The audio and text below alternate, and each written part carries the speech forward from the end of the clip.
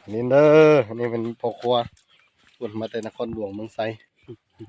มันอินพาดคือเก่าเจ้าเดิมอันนี้กับแพงสีคือเก่าแกงปลาเรื่องปลาข้าวรามฝีมือพ่อครัวพุ่น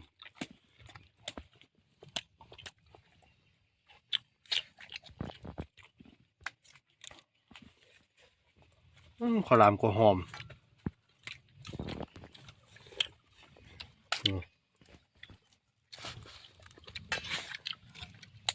ยังหอม